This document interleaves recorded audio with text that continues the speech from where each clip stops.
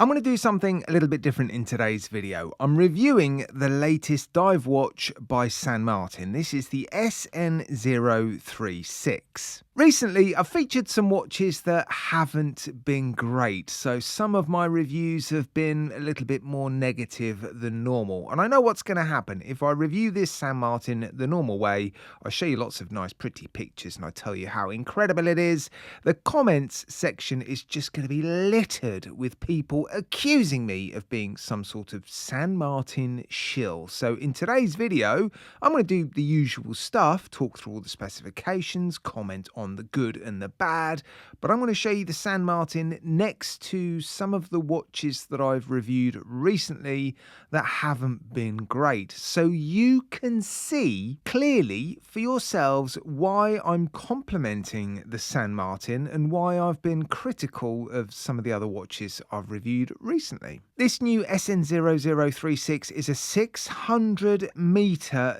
diver, so it's a little bit bigger, a little bit thicker, a little bit heavier than your average 200 or 300 meter diver. It houses the Seagull ST2130. San Martin are using this movement more and more, and I think it's because the genuine Miyota 9000 series movements are getting harder and harder to source. They're getting more expensive, so brands like San Martin are looking for alternatives. And I like the Seagull ST2130. I've raved about it when it's been in affordable Seagull watches, and it does find its way into some pretty premium Seagull watches as well, but I do still think people would prefer a genuine Miyota 9000 series movement. But I understand why brands are having to source alternatives, and it is a good movement. 28,800 beats per hour, hacks, hand winds, instant date change, although on this watch it's a couple of minutes early. Not the end of the world, I know, but it's worth mentioning, and it is a legal clone of the ETA 2824. Being a 600 meter diver, this watch has a helium escape valve. It's made of 316L stainless steel. The specifications, as you would expect at this price point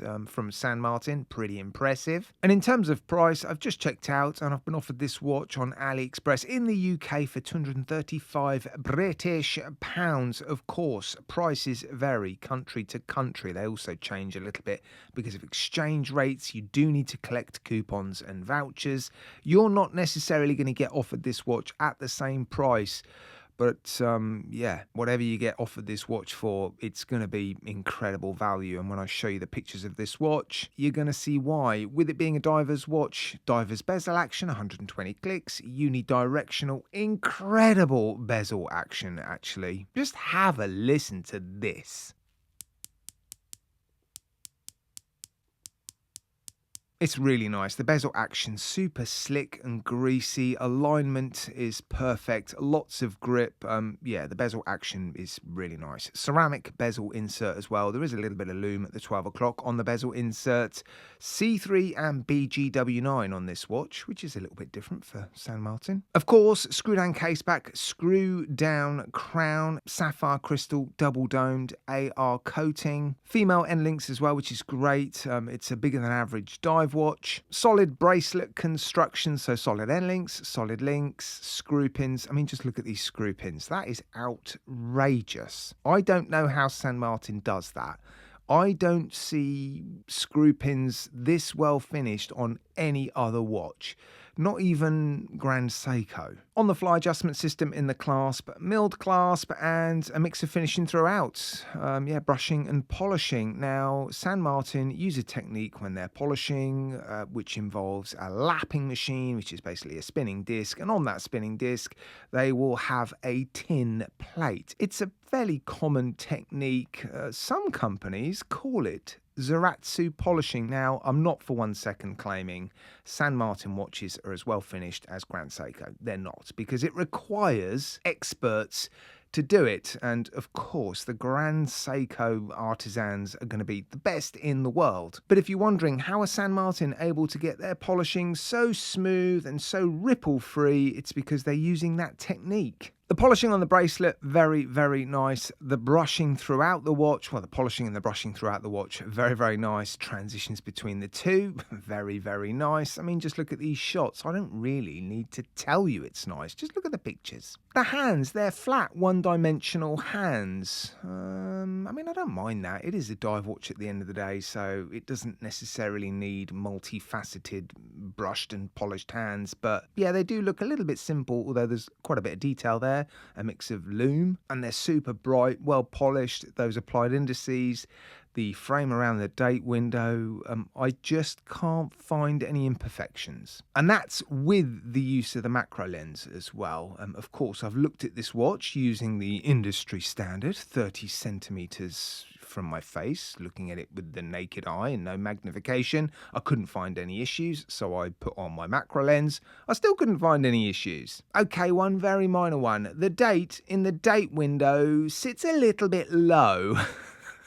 That is genuinely the only issue I could find with this watch. Now, that might be because San Martin have handpicked this watch, and it's one of the reasons why I want to include brands like San Martin in my secret shopper content.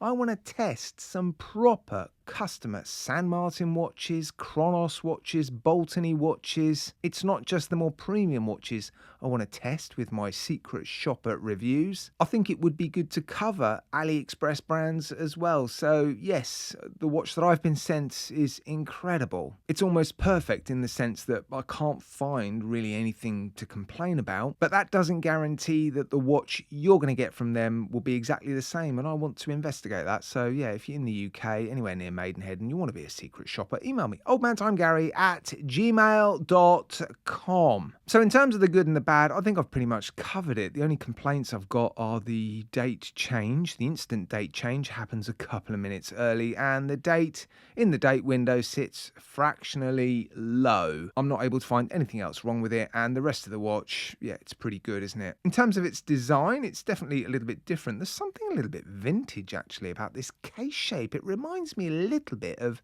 vintage Seiko quartz watches. Anyway, now it's your turn. Let me know what you think in the comments section. As always, thanks for watching.